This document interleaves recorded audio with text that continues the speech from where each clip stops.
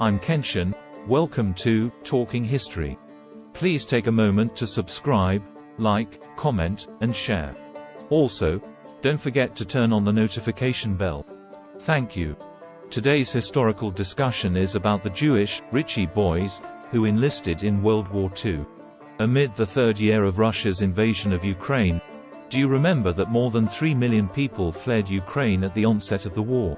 However, simultaneously, over 220,000 people returned from abroad to their homeland, most of whom were men intending to join the fight, reflecting a steadfast determination to resist. Among them was Viacheslav Virnyiud, who served as captain of a Moldovan football club. He told the BBC that upon learning of Russia's invasion, he immediately decided to return to his country and convinced his family to enlist. Ukraine's top tennis star, who defeated Swiss star Federer in 2013, also voluntarily returned to join the military, vowing to fight against the Russian forces until the last moment. He received support and blessings from numerous international tennis stars and the tennis community. Regardless of their social status, these Ukrainians only wanted to protect their homeland, reminiscent of the Ritchie Boys, rarely mentioned in mainstream media during World War II. During World War II, 20,000 young men received intelligence training at the 632-acre Albert Ritchie camp near Cascat, Maryland, USA. Originally unnamed, the term Ritchie Boys became widely used after German filmmaker Christian Bauer released a documentary titled The Ritchie Boys in 2004. Some historians use Ritchie Boys to refer to all 20,000 individuals, while others specifically denote nearly 2,000 German Jewish refugees who immigrated to the US to escape Nazi persecution and chose to receive training at Ritchie Camp. Ritchie Camp boasted a diverse population. 44% of soldiers were not born in the US, with 19% born in Germany. Many soldiers were multilingual, resulting in a linguistic variety around the camp. Upon completing the 8-week training, soldiers were assigned new tasks. Those trained for interrogation formed teams consisting of 2 officers and 3 to 4 soldiers. After graduation, many soldiers were either sent for further training, assigned to combat units in North Africa, Europe, or the Pacific, or even worked in secret intelligence agencies in the US or UK. Approximately 2,000 Ritchie Boys were Jewish refugees who immigrated to the US to escape Nazi persecution and violence. Many were trained as interrogators, leveraging their fluency in German and understanding of German customs for their work. Unlike Japanese-American soldiers not allowed to serve in the Pacific Theater, German and Austrian refugee soldiers underwent specialized training and could serve in Europe. This was because these soldiers were highly motivated to return to Europe to defeat Nazism. Some hoped to reunite with family members left in Europe and ensure that Nazis and other perpetrators were brought to justice. After graduating from Ritchie Camp, these refugees moved to Hagerstown, Maryland, to naturalize as U.S. citizens at the Hagerstown courthouse. Non-citizen soldiers could usually become citizens due to their military service. Many also Americanized their names, partly to prevent recognition as Jews if captured by Nazis. In fact, many Ritchie Boys lost their lives in action. For example, Zappala and Jacobs, members of an interrogation team and German-born Jews, were captured by German soldiers they had interrogated. They were separated from other American prisoners by German soldiers who recognized them and later executed. In 1944, the language and cultural knowledge of Ritchie Boys proved vital in providing battlefield intelligence, which later proved crucial to the Allied victory. In the summer of 1944, the outnumbered German forces in Normandy allowed the Allies to liberate Paris in August and drive the Nazi army out of France. Ritchie Boys, after landing in Normandy, liberated Paris and entered Germany with the Allies, witnessing the horrors of Nazi concentration camps. As Hitler continued to wage war, German forces launched a massive counteroffensive in the Ardennes region of Belgium, known as the Battle of the Bulge. Other Ritchie Boys fought in the Pacific Theater, including battles in Guadalcanal, Okinawa, Iwo Jima, and the Philippines. Leonard Bostrom, a member of Ritchie Camp 10, was killed in action attacking enemy positions in the Philippines, earning the Medal of Honor posthumously. In June 1946, the U.S. government returned Ritchie Camp to Maryland after leasing it for 4 years.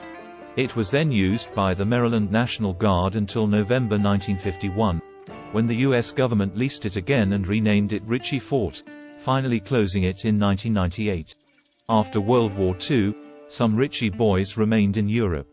They rebuilt newspapers, engaged in denazification work, interrogated prisoners of war, and searched for high-ranking Nazi officers disguised as soldiers or civilians. Some even participated in the Nuremberg trials and other Allied war crime trials as interrogators or translators, collecting information and early historical evidence revealing important details about the Nazi genocide. Ritchie Boys also served during the U.S. occupation of Japan. Some Ritchie Boys continued to serve in the U.S. military, while others who decided to leave the military pursued important careers. For example, they worked in U.S. intelligence agencies, or became congressmen, governors, ambassadors, university professors, or business owners. They established families, had children, and continued to contribute to the United States. For example, John Dollarbois, who immigrated to the U.S. at the age of 13 in 1931, graduated from college and joined the U.S. Army's 16th Armored Division. He began working in military intelligence due to his German language skills. He returned to Europe in the aftermath of World War II as a military interrogator, interrogating German prisoners, and preparing for post-war war crimes trials. He was later appointed as the U.S. ambassador to Luxembourg. Another example is Guy Stern, a former distinguished professor at Wayne State University in Michigan, born in Hildesheim, Germany, in 1922. He moved to the U.S. in 1937 and became a U.S. citizen in 1943. As a sergeant in the U.S. Military Intelligence Agency, he was one of the Ritchie Boys who interrogated German soldiers after D-Day, and now works at the Holocaust Museum in Detroit. In August 2021, the U.S. Senate passed a bipartisan resolution honoring the contributions of the Ritchie Boys. In 2022, the U.S. Holocaust Memorial Museum named Ritchie Boys recipients of the museum's highest honor, the Nobel Prize in Literature, acknowledging the outstanding actions and bravery in helping to end the war and the Holocaust. 98-year-old Fairbrick, former dean of the American Culinary Institute, immigrated to the U.S. with his family from Germany in 1933 when he was 10 years old. He expressed a desire for revenge against Hitler, who killed his uncle, aunt, and cousin. He joined the 16th Armored Division of the U.S. Army after graduating from college. He began working in military intelligence due to his German language skills. He returned to Europe in the aftermath of World War II as a military interrogator, interrogating German prisoners, and preparing for post-war war crimes trials. He was later appointed as the U.S. ambassador to Luxembourg. Another example is Victor Braunbeer, a former professor of Romantic languages and literature at Yale University and Princeton University, born into a Russian Jewish family in Berlin. After Hitler came to power, his family fled to France and then to the U.S., where he joined the military eager to fight the Nazis. When recruiters discovered he spoke 4 languages, he was sent to Ritchie Camp for rigorous classroom teaching and field practice. Returning to the present, on March 5, Ukrainian Defense Minister Oleksiy Reznikov tweeted that nearly 66,000 young people had returned from Europe and elsewhere to join the Ukrainian armed forces to date. Most of them were experienced veterans, forming the equivalent of 12 brigades. As for those without combat experience, they were undergoing preliminary training, and more Ukrainians were joining the military on their return. He later praised Ukrainians on Twitter, saying, "Ukrainians, we are invincible." Netizens responded, "Ukrainians shine like diamonds, fighting for the freedom of the people and the country."